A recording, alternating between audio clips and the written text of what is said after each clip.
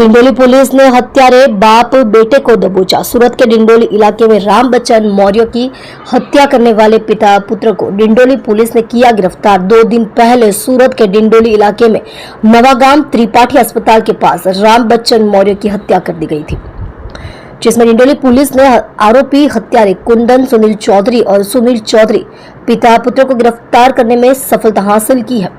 जब सुनील कुंदन चौधरी को यह बात पता चली कि मृतक राम बच्चन के पिता ने आरोपी कुंदन चौधरी से बात करने से मना कर दिया है, तो कुंदन चौधरी और सुनील चौधरी भड़क गए और मृतक राम बच्चन के घर जाकर मारपीट करने लगे।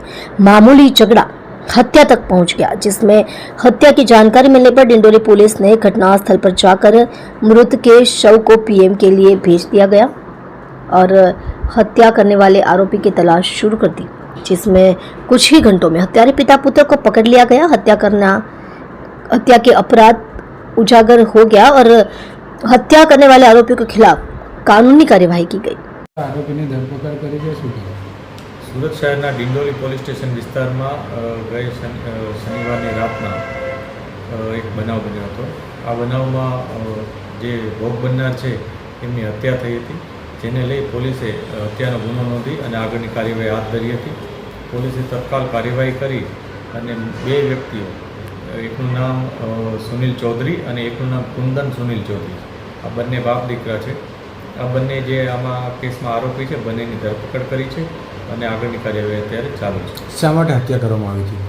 અત્યારે જે પ્રાઇમરી ઇન્ફોર્મેશન પોલીસને મળી છે, જેમાં ઇન્ટ્રોગેશન દરમિયાન એવી માહિતી છે કે જે આમાં મુખ્ય આરોપી છે કુંદન સુનિલ ચૌધરી, એ કુંદનનો મિત્રતા જે ભોગ બનનાર છે રામ બચ્ચન મૌર્ય એના નાના દીકરા સાથે હતી અને મિત્રતામાં જ્યારે રામ બચ્ચન મૌર્યાએ એમને ના પાડી પોતાના નાના દીકરાને કે તારે આ વ્યક્તિ સાથે કુંદન સાથે વાતચીત નહીં કરવી, એ વ્યવસ્થિત વ્યક્તિ નથી, જે બાબતને લઈ અને એના નાના દીકરાએ કુંદનને જાણ કરી દીધી હતી અને એ બાબતને લઈ અને એનો કુંદન એના સાથે ઝઘડો કરવા આવ્યો હતો અને એના નાના દીકરાને પોતાની સાથે લઈ જવા આવ્યો હતો। આ પ્રકારની પ્રાથમિક માહિતી પોલીસને મળી છે અને આ બધી બાબતો વેરીફાઈ અત્યારે કરી રહ્યા છે। કઈ રીતે આખી ઘટનાક્રમ કરવામાં આવ્યું હતું હત્યા?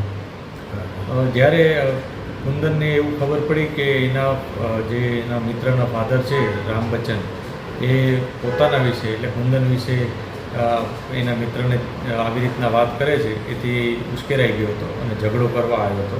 આ ઝઘડાને લઈ એ અને એના અમુક મિત્રો પણ સાથે હતા અને સાથે પોતાની પાસે એક તીક્ષ્ણ હથિયાર પણ હતું।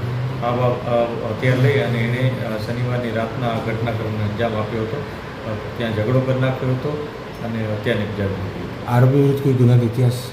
જે આરોપી છે કુંદન અને સુનિલ એ એના ફાધર છે।